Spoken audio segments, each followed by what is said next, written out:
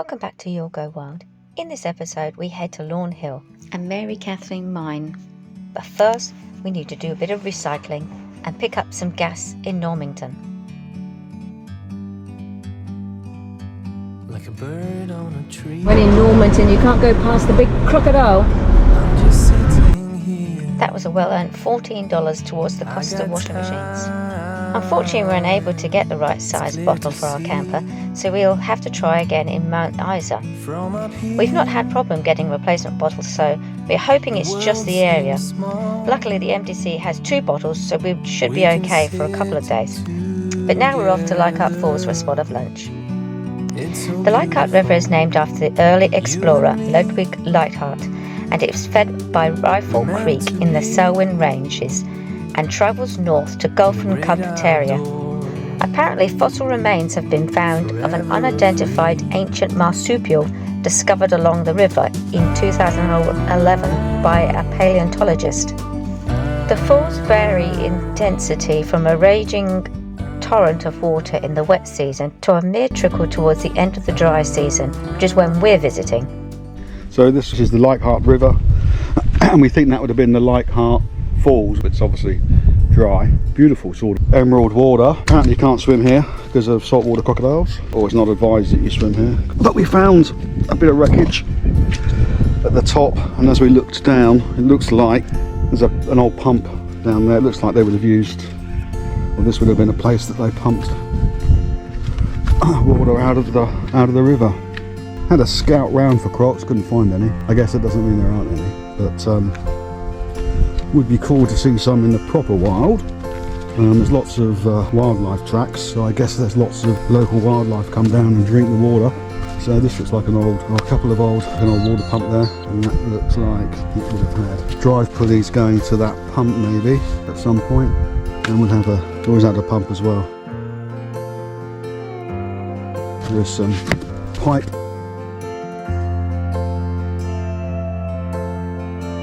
Guessing that these things would have moved. They're solid now, but might have moved up and down, don't know. I often wonder about these sort of places what the fishing would be like here. Whether it's full of snapping handbags.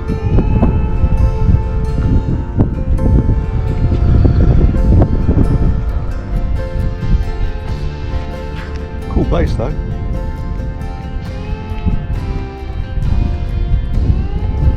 Shame you can't swim, although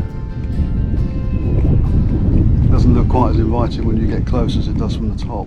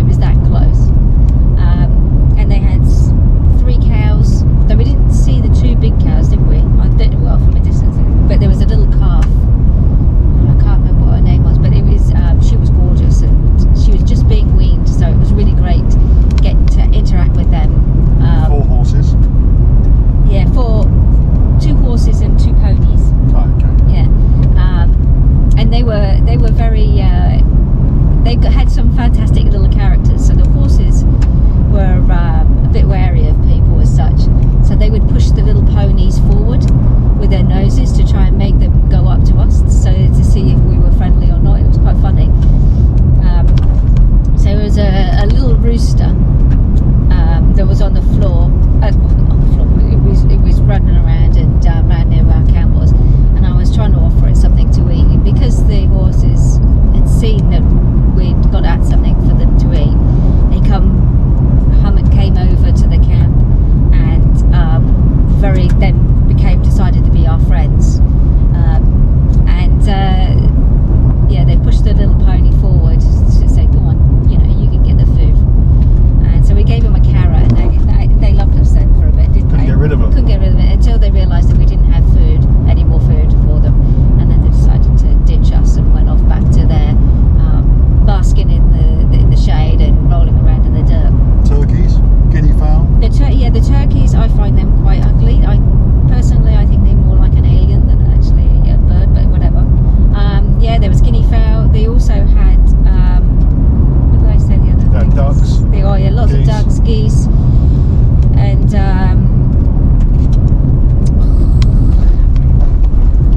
anyway, there was a tiny little bird. I can't think what they're called.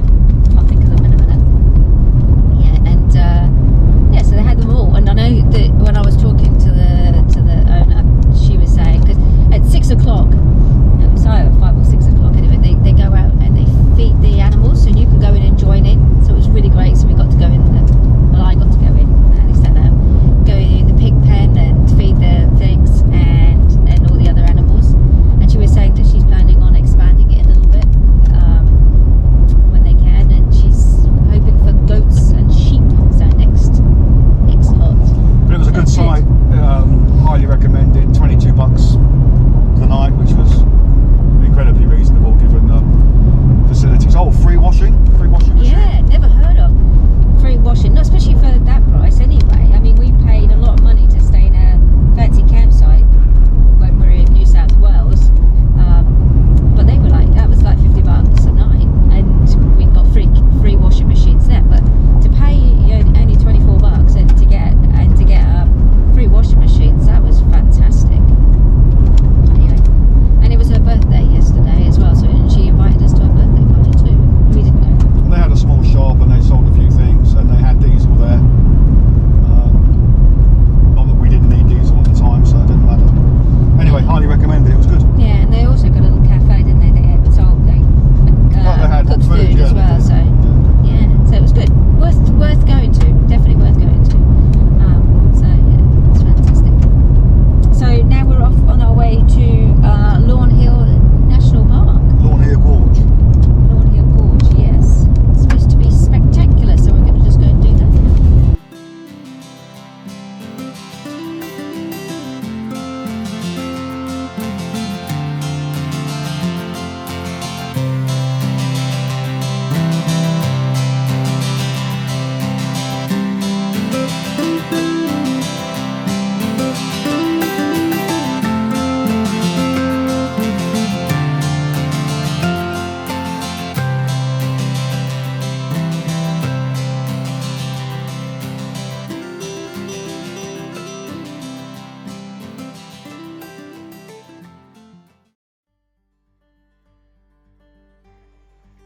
We're at Lawn Hill Gorge. If you hire a canoe here, it's $60 for 2 people, or at Adele's campsite, charge $35 per person.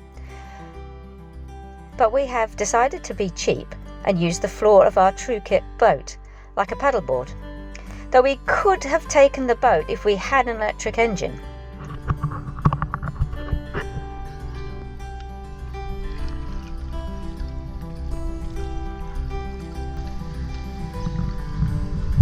According to the ranger, there are crocodiles in the gorge, but they are only freshies, so we can still swim in the water. Apparently they congregate at the waterfall itself, but every floating stick makes us stop and check. We felt a little vulnerable having our feet dangling in the water.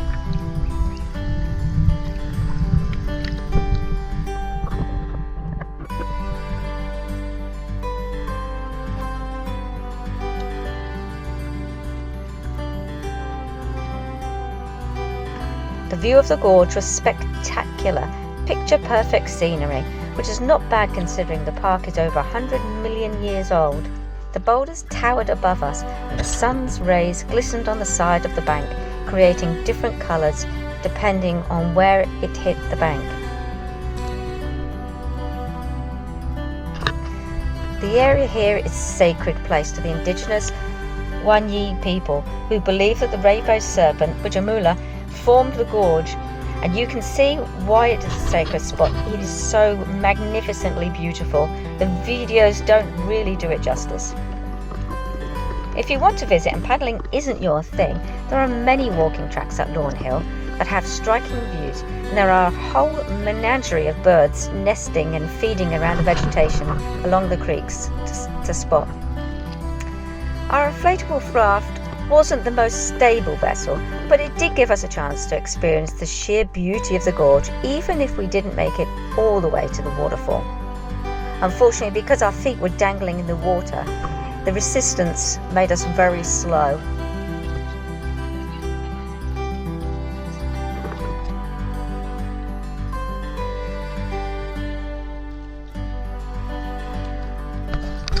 So we've just left Lawn Hill Gorge. We couldn't camp there because there wasn't any, we couldn't book.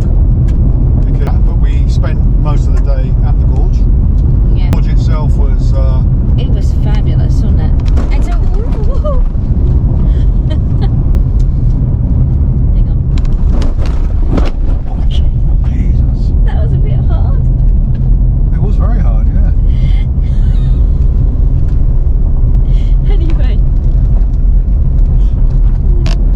Oh, we are. Yeah. Anyway, then. So I went to watch. Oh my god. It's bewitching hour. Sorry, we weren't braking because of a hole. There was some roos decided they were going to jump out in front of us. It's all exciting now, isn't it? Not really. Anyway. They were wallabies, by the way. Whatever. They were big things and they were banged in towards us, all three of them. Yeah, one was a little Joey actually. And now we're off to the campsite, which name I can't remember. But it's also down by apparently down by the water. So Yeah. but we're very hungry because we skipped lunch today. So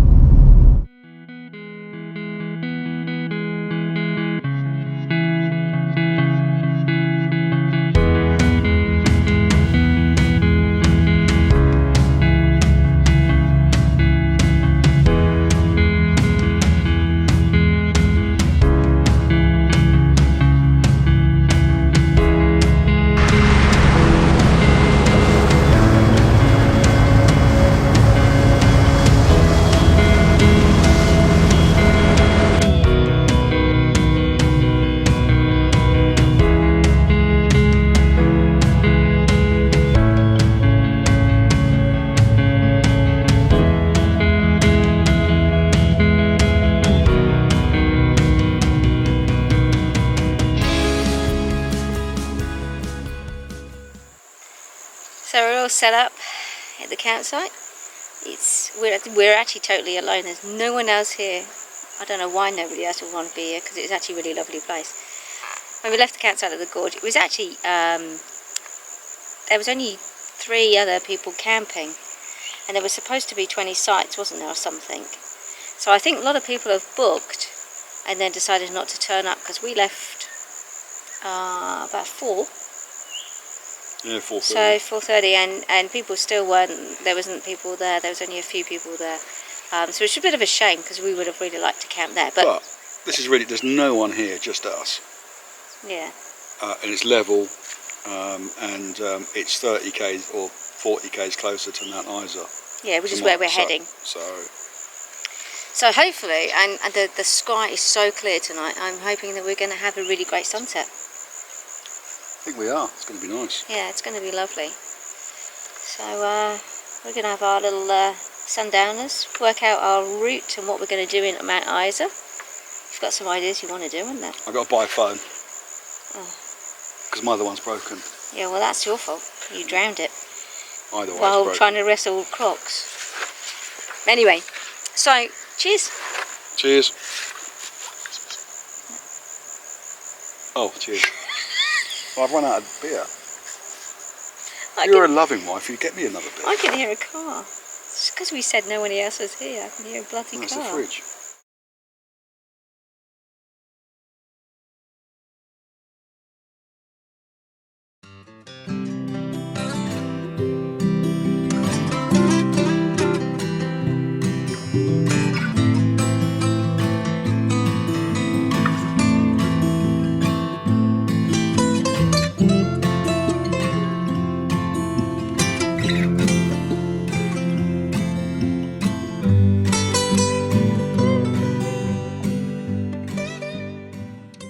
Just coming round, mate.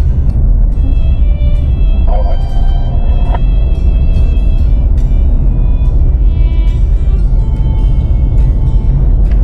I can't help but say thanks for moving over.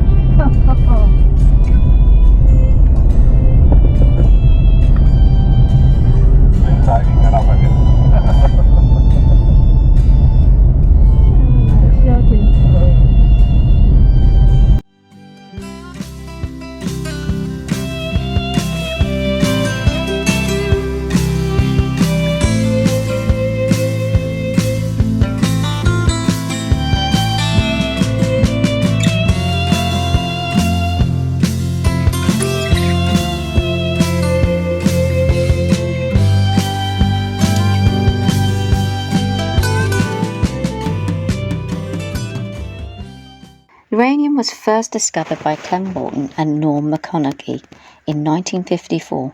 It was named after Norm's late wife, Mary Kathleen. In 1955, British company Rio Tinto Mining formed Mary Kathleen Uranium Limited and developed the mine and surface town 6 kilometres away at a cost of 24 million Australian dollars. By 1963, the majority of the supply contract had been satisfied ahead of schedule and the mine was closed down and laid idle. With the push for nuclear power, new contracts were set up with Japan, Germany and America, and the second life began. A total of 31 million tonnes of ore was extracted from the mine until it was exhausted, and the mine was closed for good in 1982. In 1980, when this image was taken, it is said to be 250 metres deep, 4 kilometres wide at the top and 100 metres wide at the bottom.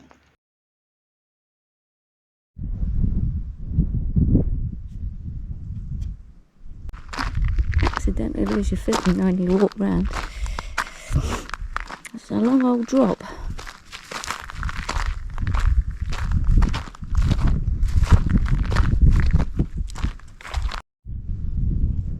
All the way along you can see, I hope you can see, there's like metal cables hanging down. We're not quite sure what they're doing. If you can see just there's a rocks and it's just starting to fall. It's just holding itself up at the moment. And you walk along and there's the cables have been drilled through some of the rocks and the rocks are just hanging there. And this one is literally just hanging by the weight of the metal. As that metal goes, that rock is going to fall because there's nothing else holding it there. You wouldn't want to be walking near that when it goes down.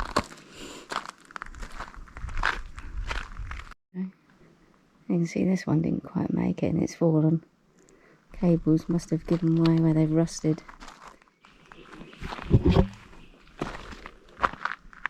And so you see over by the green area is, you can see that. I'll try and zoom in.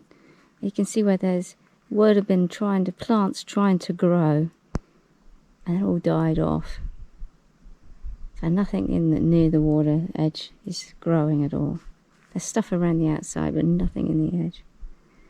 And it just shows you how dangerous this uranium leaking is. Yet I think that's safe, and that it's okay for cattle to graze here, and stuff like that. And they think it's an environment success.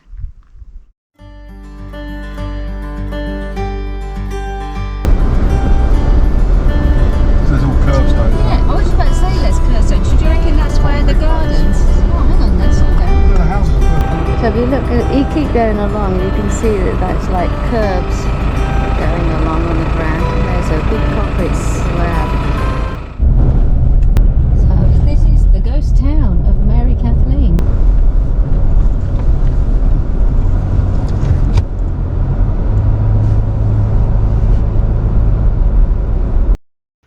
During the first phase, there were approximately 1,000 people living at the new township. During the second life stage, the township expanded to approximately 1,200 people.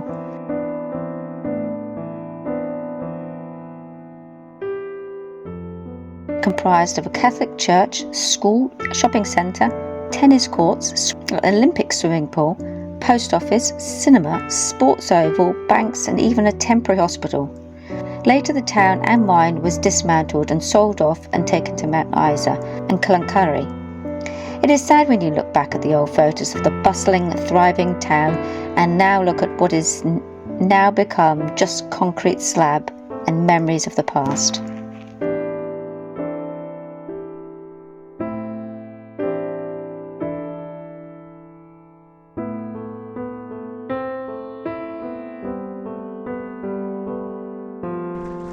There you go, you can see how big the town was originally.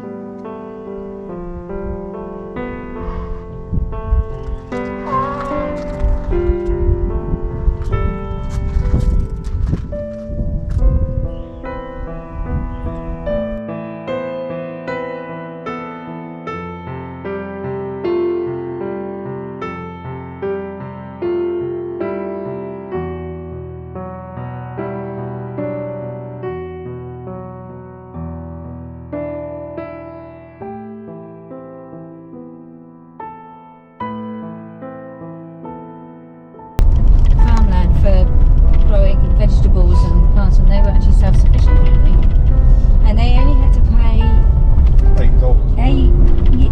was it $8 or £8? Whatever. It wasn't very much a week to stay in a 2-bedroom unit, and they didn't pay for any electricity or heating.